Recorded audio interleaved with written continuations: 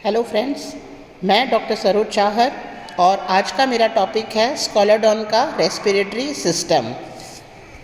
स्कॉलरडॉन जिसका common name क्या है, डॉग फिश, और जो कहाँ पाई जाती है, समुद्री जीव है। तो क्योंकि यह जलीय जीव है तो इसमें श्वसन अंग कौन से होंगे, गिल्स होंगे। और गिल्स में ही जो घुली हुई ऑक्सीजन है, जल में घुली हुई ऑक्सीजन है, वो इस क्लोम की सतह यानी इस गिल की सतह पर ही जो है ब्लड का क्या होगा, प्योरीफिकेशन होगा। यानी जल में घुली हुई ऑक्सीजन क्लोम के श्वसनीय सतह के द्वारा ग्रहण कर ली जाएगी और कार्बन डाइऑक्साइड बाहर जाने वाले जल में त्याग दी जाती है। तो इसमें रेस्पिरेटरी ऑर्गन मुख्य क्या है, गिल्स होते हैं। ठीक है, गिल्स जो हैं, क्योंकि यहाँ प्योरीफिकेशन ऑफ ब्लड होना है तो यहाँ ब्लड की पूरी सप्लाई होगी। यानी गिल्स जो हैं वो अत्यधिक संवहनी प्रकार के होते हैं। और जैसा कि आप यहाँ डायग्राम में देख रहे हो, दो पार्ट में बनाया है इसको, दो पोर्शन बनाए हैं इसके। यहाँ माउथ ओपन बता रखा है और यहाँ माउथ क्लोज बता रखा है। तो इसका ये वाला जो पार्ट है, ये पार्ट शो कर रहा है कि जब माउथ ओपन होता है तो पानी माउथ से एंटर करता है। माउथ से एंटर करके बक्कल कैविटी से होते हुए फेरिंक्स वाले भाग में आएगा और फेरिंक्स वाले भाग से होते हुए यहाँ पर ये गिल पोर्स है अंदर वाले और ये गिल पोर्स हैं बाहर वाले। तो अंदर वाले गिल पोर्स से होते हुए इन गिल्स के ऊपर से गुजरते हुए बाहर के गिल पोर्स से होते हुए पानी बाहर निकलता है। यानी इसमें पानी का जो प्रोसेस है वो कहाँ से कहाँ है, माउथ से एंटर होगा, फेरिंक्स में आएगा। इंटरनल गिल पोर्स जो हैं, ये इंटरनल गिल पोर्स हैं, इन इंटरनल गिल पोर्स से होते हुए गिल्स के ऊपर से गुजर करके एक्सटर्नल गिल पोर्स से होता हुआ पानी बाहर जाता है। और जिस समय पानी इन गिल्स के ऊपर से होकर के गुजरता है वहाँ पर ही होता है exchange of oxygen and carbon dioxide. यानी जल जो पानी ऑक्सीजन ला रहा है वो तो चली जाती है ब्लड में, और ब्लड क्योंकि डीऑक्सीजनेटेड है उसमें जो कार्बन डाइऑक्साइड है वो चली जाती है बाहर जाने वाले जल में। ठीक है, तो इस तरह से ये प्रोसेस है। आधा जो पोर्शन दिखाया गया है ये दिखाया गया है ओपन का। जिस समय पानी मुंह से एंटर हो रहा है उस समय यहाँ पर देखो आप, गिल के बाहर की तरफ यहाँ पर ये रैकर्स, ये जो कार्टिलेज के बने हुए जो ये सेप्टम है, ये सेप्टम पीछे की तरफ मुड़े हुए हैं, जैसे मुड़े हुए हैं ना, यहाँ पर ये पीछे की तरफ मुड़े हुए हैं, इन्हें कहते हैं गिल रैकर्स। तो गिल रैकर्स क्या करते हैं, एक्सटर्नल गिल पोर्स को बंद कर देते हैं। कब, जब पानी अंदर एंटर हो रहा है माउथ से, तब यानी इंस्पिरेशन के दौरान। तो बाहर के जो पोर्स हैं ये बंद हो गए, इसीलिए कुछ समय तक पानी जो है वो आराम से इन गिल्स के ऊपर से गुजरेगा। पानी के फ्लो की डायरेक्शन और ब्लड के फ्लो की डायरेक्शन ऑपोजिट होती है। तो इस समय यहाँ पर बता रखा है बंद, क्योंकि ये कार्टिलेजिनस फिश है, इसके अंदर जो गिल ओपनिंग है बाहर, उसके ऊपर कोई ऑपरकुलम या कोई आवरण नहीं है। तो ये गिल कार्टिलेज जो है यही इसके ऊपर जो है ये बंद करने का काम करता है, एक्सटर्नल गिल पोर्स को बंद करता है। जबकि आधा ये जो डायग्राम दिखाया गया है, इस डायग्राम में आप देखो माउथ जो है वो बंद है, ये माउथ बंद है, लोअर जॉ माउथ के साथ में लगी हुई है। और इस टाइम पर जिस समय माउथ बंद है उस समय पर ये एक्सटर्नल गिल पोर्स ओपन हो जाते हैं।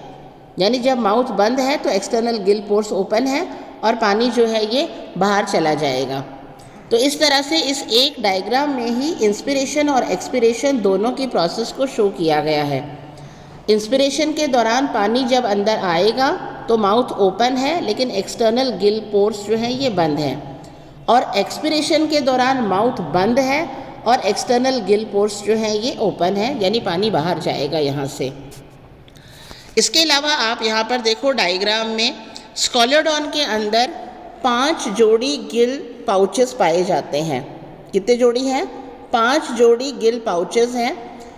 और इनमें से जो फर्स्ट पेयर है वो है स्पाइरेकल, श्वसन रंध्र। एक संकीर्ण छिद्र जो ऊपर की तरफ है, कहाँ पर है ये, मैंडिबुलर और हायोइड चाप के बीच में, ये इसकी हायोइड चाप है, ये जो बना रखी है ये इसकी हायोइड चाप है, ये इसकी हायोइड चाप है। तो मैंडिबल और हायोइड चाप के बीच में यहाँ पर पाई जाती है एक जोड़ी क्या है, स्पाइरेकल है, एक जोड़ी क्या है, स्पाइरेकल है। और बाद में यहाँ आप देख रहे हो 5 जोड़ी गिल्स, ये 1 2 3 4 और 5 जोड़ी क्या है, गिल्स हैं। यहाँ भी आप ध्यान से देखो, बाद के जो 4 गिल्स हैं, ये 1 2 3 4, ये पूर्ण गिल्स कहलाते हैं, हॉलो ब्रैंक कहलाते हैं। जबकि पहला जो गिल है ये हेमी ब्रैंक कहलाता है, अर्ध गिल। अब ये पूर्ण गिल क्यों कहलाते हैं और फर्स्ट वाला जो है ये हेमी ब्रैंक क्यों कहलाता है, अब हम लेते हैं इसकी एक गिल की संरचना, तब हमें पता चलेगा। ये यहाँ आप लास्ट वाला ये वाला पार्ट भी देखो, ये जो गिल है ये जो है इसके अंदर लैमिला नहीं है, इसमें गिल लैमिला यानी गिल पटलिकाएँ नहीं है, तो ये ए ब्रैंक कहलाता है, ए ब्रैंक क्योंकि इसमें लैमिला नहीं है। ये हेमी ब्रैंक क्योंकि आधे साइड में, केवल आधे साइड में लैमिला है, दूसरी तरफ लैमिला नहीं है। और ये होलो ब्रैंक। तो इस तरह से स्कॉलोडॉन के अंदर 5 गिल्स पाए जाते हैं, जिसमें से फर्स्ट जो है वो हेमी ब्रैंक है, बाकी जो 4 हैं वो होलो ब्रैंक हैं। अब हम लेते हैं एक गिल की संरचना। यहाँ आप देखो, यहाँ से लेते हैं हम ये गिल स्लिट, ये 2 गिल्स के बीच में, ये एक गिल है, ये दूसरा गिल है, इन 2 बीच के बीच में जो स्पेस है ये क्या कहलाती है, गिल स्लिट कहलाती है। ये क्या है, गिल स्लिट कहलाती है। और प्रत्येक जो गिल है, यहाँ पर हम ये वाली संरचना लेते हैं, ये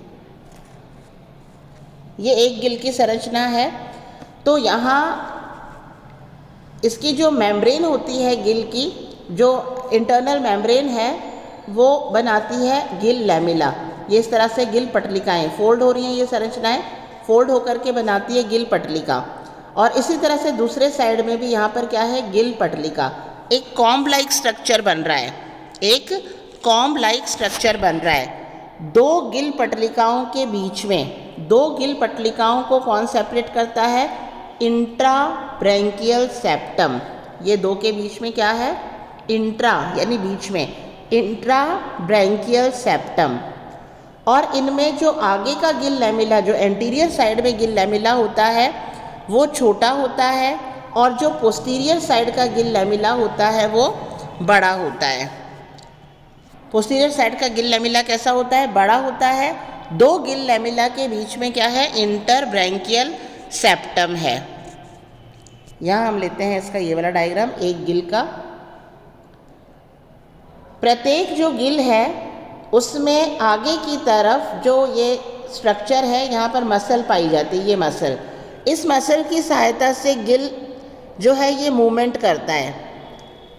और ये सेंटर में 2 लैमिला के बीच में सेंटर में क्या है, इंट्राब्रैंकियल सेप्टम। और यहाँ मसल के जस्ट नीचे यहाँ पर क्या है, ये कार्टिलेज है जो इसको सपोर्ट प्रदान करेगा। अब हमें पता है कि ब्लड जो है वो प्योरीफिकेशन के लिए कहाँ पर आता है, गिल में आता है। और किसके द्वारा लाया जाता है, एफरेंट ब्रैंकियल आर्टरी के द्वारा, efferent branchial artery.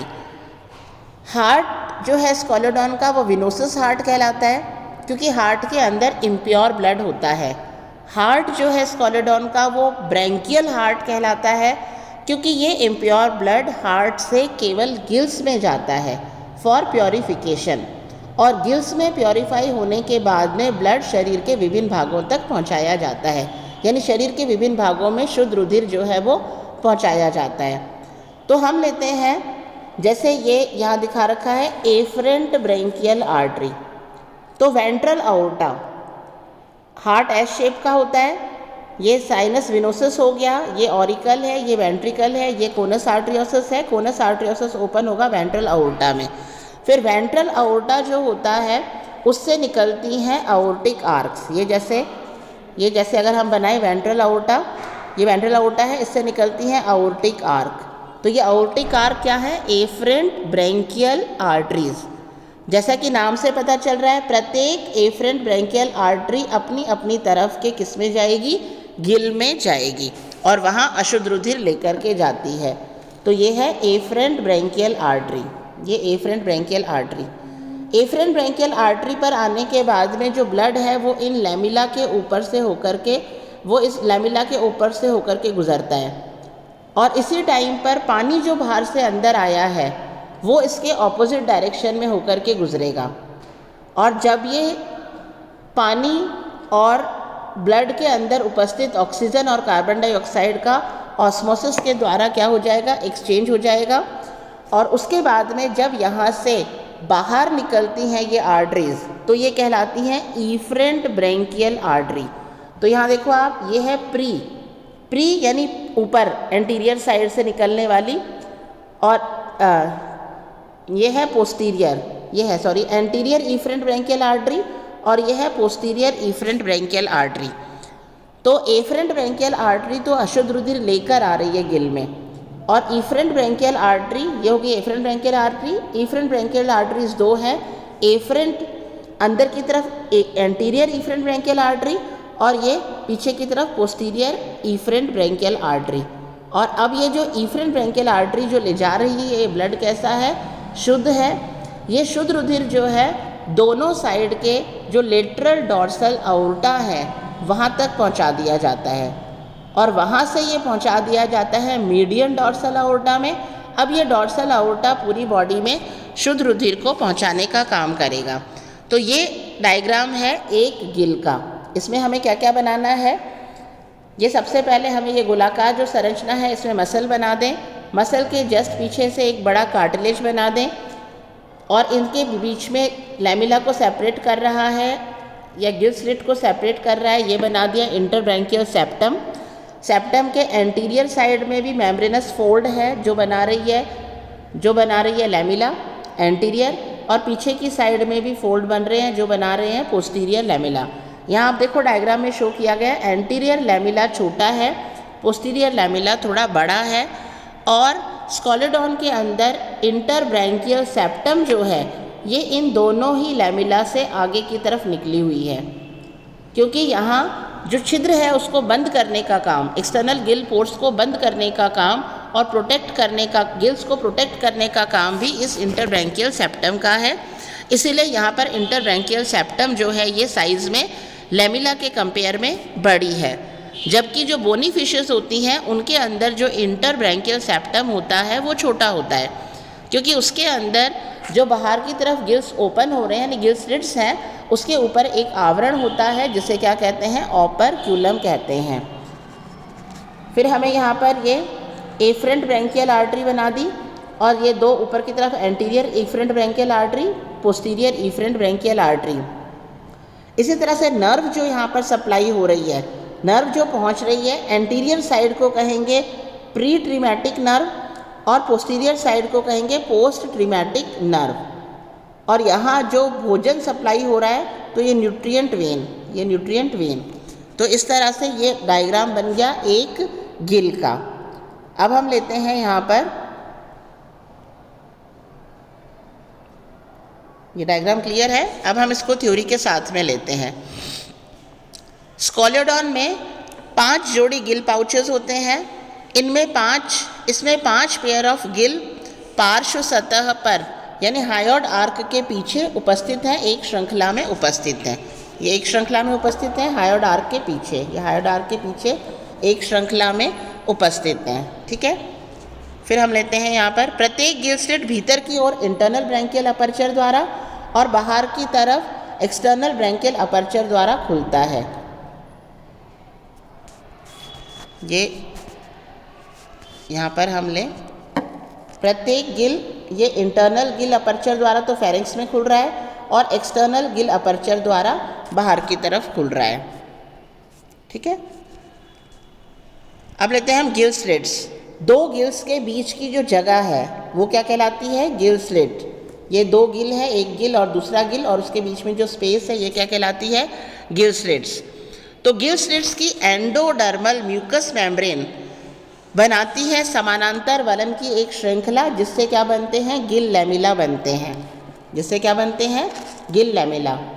Gill slit दो गिल्स के बीच की जो जगह है, तो यहाँ पर एंडोडर्मल म्यूकस मेम्ब्रेन समानांतर वलनों की एक श्रृंखला के रूप में उभार बनाती है और इससे बनते हैं गिल लैमेला। गिल लैमेला को रक्त का वितरण किससे होगा? ब्लड कैपिलरीज से, क्योंकि यहाँ पर ही ब्लड कैपिलरीज हैं, तो वहाँ पर ही एक्सचेंज होता है ऑक्सीजन और कार्बन डाइऑक्साइड का। तो प्रत्येक गिल स्लिट यानी गिल दरार में एक जोड़ी लैमेला पाई जाती है, एक एंटीरियर साइड की तरफ हो गई और एक पोस्टीरियर साइड की तरफ हो जाती है।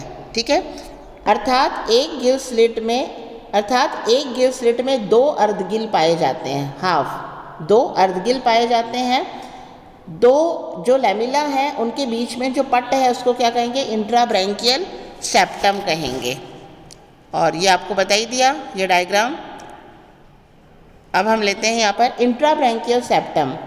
इंट्राब्रैंकियल सेप्टम बाहर की ओर गिल लैमेला से काफ़ी आगे बढ़ा हुआ रहता है और पीछे की तरफ मुड़ा हुआ भी रहता है, और ये लैमेला की क्या करता है? सुरक्षा करता है। ये बाहर के छिद्रों को बंद करने का काम, और जिस समय स्कोलेडॉन किसी भोजन को निगल रहा है तो उस समय अंदर के जो गिल छिद्र हैं उनको बंद करने का काम भी इस सेप्टम के द्वारा ही होता है। अब हम लेते हैं इंट्राब्रैंकियल सेप्टम में तंत्रिकाओं के तंतु और रक्त वाहिनियाँ पाई जाती हैं। यह भरपूर मात्रा में यहाँ पर ब्लड की सप्लाई हो रही है, और यहाँ पर नर्व जो भी बताई थी प्री ट्रिमेटिक एंड पोस्ट ट्रिमेटिक नर्व प्रत्येक गिल में जाती है। इंटरब्रैंकियल सेप्टम और गिल आर्क और दोनों अर्धगिल, ये चीज़ मिलकर बनता है होलोब्रैंक। तो ये एक होलोब्रैंक है। ये क्या है? एक होलोब्रैंक, क्योंकि इसमें ये मसल वाला पार्ट भी आ गया, ये कार्टिलेजन वाला पार्ट भी आ गया, ये सेप्टम वाला पार्ट भी आ जाएगा, दोनों लैमेला वाले पार्ट भी आ जाएंगे। ठीक है, तो ये पूरा जो मिलकर बनता है, ये पूरा मिलकर बन जाता है एक होलोब्रैंक बनता है। एक क्या बनता है? होलोब्रैंक बनता है। ये डायग्राम भी आपको बनाना है एग्जाम में। फिर हम लेते हैं स्कोलेडॉन में क्या बताए थे? कितने होलोब्रैंक हैं? 4 होलोब्रैंक हैं, और एक डेमी ब्रैंक या हेमी ब्रैंक, जो सबसे पहला वाला है वो हेमी ब्रैंक है। इसमें कंठिका या हायोइड चाप के सामने जो फर्स्ट है स्पायरिकल वाल्व है ना, स्पायरिकल है, छिद्र है, कंठिका या हायोइड चाप के सामने प्रथम आंतरिक रंध्र पाया जाता है, जो क्या कहलाता है? स्पायरिकल कहलाता है। फिर हम लेते हैं यहाँ पर लास्ट वाला जो गिल है वो क्या कहलाता है? ए ब्रैंक कहलाता है। क्या कहलाता है? जो संख्या में काउंट नहीं है वो ए ब्रैंक कहलाता है। वो ए ब्रैंक कहलाता है क्योंकि उस पर कोई पटलिका नहीं होती है। ये जो संख्या में काउंट नहीं है, ये लास्ट वाला, ये ए ब्रैंक है क्योंकि इसमें कोई लैमेला नहीं है। ये हेमी ब्रैंक है, ये हॉलो ब्रैंक है। ठीक है,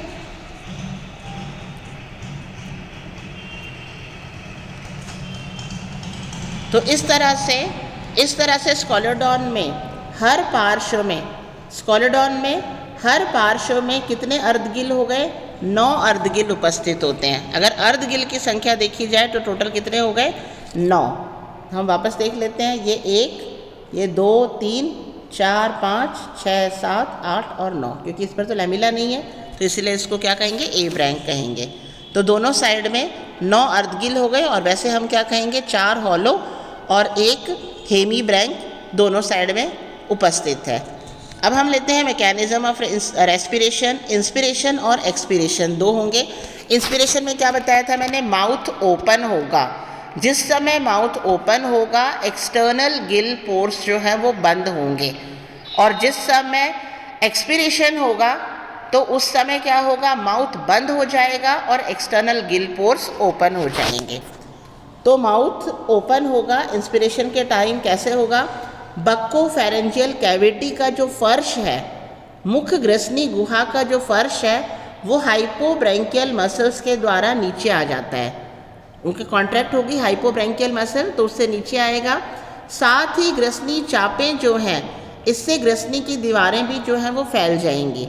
तो अतः स्पेस ज़्यादा हो गया, बक्कोफेरेंजियल कैविटी का स्पेस ज़्यादा हो गया, स्पेस ज़्यादा होने से माउथ ओपन हो जाएगा। माउथ ओपन होने से बाहर से पानी अंदर आएगा। इसको यहाँ रे डायग्राम में भी बता रखा है। हाइपोब्रैंकियल मसल कॉन्ट्रैक्ट होती है, माउथ का जो फ्लोर है और बकोफेरेंजियल का जो फ्लोर है वो नीचे आ जाएगा, जिसके कारण से और इसी समय गिल आर्क जो है वॉल ऑफ फेरेंजियल कैविटी ये एक्सपेंड करती है, यानी फेरेंजियल कैविटी बढ़ जाती है, जिसके परिणाम स्वरूप माउथ ओपन हो जाता है और बकल कैविटी जो है इसके अंदर का स्पेस बढ़ जाता है। तो पानी जो है वो माउथ से होते हुए फेरिंक्स में अंदर एंटर करेगा। और इस टाइम पर क्या बताया था, एक्सटर्नल गिल स्लिट्स बंद हैं, एक्सटर्नल गिल पोर्स बंद हैं। एक्सपिरेशन के टाइम पर क्या होगा, यहाँ ये बता रखा है जो रे डायग्राम के द्वारा, माउथ क्लोज हो जाएगा और एक्सटर्नल जो गिल पोर्स हैं वो ओपन हो जाएंगे। तो माउथ क्लोज कैसे हुआ, बक्कोफेरेंजियल कैविटी का फर्श अब ऊपर उठ जाता है, फर्श ऊपर उठ जाएगा बक्कोफेरेंजियल कैविटी का। इसके साथ साथ में फेरिंक्स की जो वॉल है वो कॉन्ट्रैक्ट हो जाती है, तो जिससे अंदर का जो स्पेस है बक्कोफेरेंजियल कैविटी का और फेरिंक्स का जो स्पेस है वो सकड़ा हो गया। तो फेरिंक्स का एरिया रिड्यूस हो गया। फेरिंक्स का एरिया रिड्यूस होने से इंटरब्रैंकियल जो अपर्चर है वो कम हो गया और इसके कारण से फेरेंजियल रिड्यूस हो गया, जिसके कारण से इंटरनल ब्रैंकियल अपर्चर से होता हुआ पानी, इंटरनल ब्रैंकियल अपर्चर यानी अंदर के जो छिद्र है उनसे होता हुआ पानी कहाँ चला जाता है, फेरिंक्स के ऊपर से होता हुआ एक्सटर्नल गिल पोर से होता हुआ बाहर चला जाता है। और exchange of oxygen and carbon dioxide takes place between water and blood in capillaries. जो कैपिलरीज का जाल है लैमेला में, वहाँ पर जो है एक्सचेंज होगा ऑक्सीजन और कार्बन डाइऑक्साइड का। ये इसको रे डायग्राम की सहायता से बताया हुआ है। ये वाटर एंटर हो रहा है, ठीक है, वाटर एंटर हो रहा है, उसमें ऑक्सीजन है और गिल लैमेला के ऊपर से जब गुजर रहा है तो एंडो ऑस्मोसिस के द्वारा इसमें उपस्थित ऑक्सीजन ब्लड में चली गई और ब्लड में जो कार्बन डाइऑक्साइड है, ये ब्लड कैपिलरी में जो फ्लो कर रहा है इसमें जो कार्बन डाइऑक्साइड है ये एक्सो ऑस्मोसिस यानी बाहर की तरफ आ गई और जो पानी अब बाहर जाएगा उसके साथ में इसको बाहर निकाल दिया जाता है। जल के क्लोम पटलिकों के ऊपर से बहते समय समुद्री जल में घुली हुई ऑक्सीजन जल से निकलकर रक्त में विसरण द्वारा पहुंच जाती है, तो इसको कहेंगे एंडोऑस्मोसिस के द्वारा। और रक्त के बहने की दिशा बाहर से भीतर की तरफ होती है, जबकि जल के बहने की दिशा भीतर से बाहर की तरफ यानी विपरीत दिशा में बहते हैं। रक्त के साथ लाई गई कार्बन डाइऑक्साइड इसके दौरान जल के साथ बाहर निकाल दी जाती है, यानी ब्लड का हो जाता है प्योरीफिकेशन। तो इस तरह से अगर रेस्पिरेशन का डायग्राम आता है, रेस्पिरेशन का क्वेश्चन आता है बड़ा प्रश्न, तो हमें ये डायग्राम बनाना है। आधा पोर्शन इंस्पिरेशन शो कर रहा है, आधा पोर्शन एक्सपिरेशन शो कर रहा है। इसी डायग्राम में ये हेमी ब्रैंक, ये हॉलो ब्रैंक, ए ब्रैंक, इनके बारे में बता देना है। इसी डायग्राम में हम ये इंटरनल पोर्स हैं और ये एक्सटर्नल पोर्स हैं, इनके बारे में बता देंगे और इंस्पिरेशन और एक्सपिरेशन समझा देंगे। दूसरा डायग्राम जो हमें बनाना है वो बनाना है हॉलो ब्रैंक का। ये हॉलो ब्रैंक का डायग्राम बनाना है, ये हॉलो ब्रैंक का डायग्राम बनाना है। फिर हम बता देंगे mechanism of respiration, inspiration and expiration, ठीक है। तो इस तरह से ये कंप्लीट जो है क्वेश्चन हो जाता है रेस्पिरेशन का। छोटा प्रश्न आओ, गिल की स्ट्रक्चर पूछा जा सकता है, केवल इसका डायग्राम पूछा जा सकता है ना। तो छोटा प्रश्न आओ चाहे बड़ा प्रश्न आओ, अब इसे हम आराम से सॉल्व कर सकते हैं। That's all about the topic.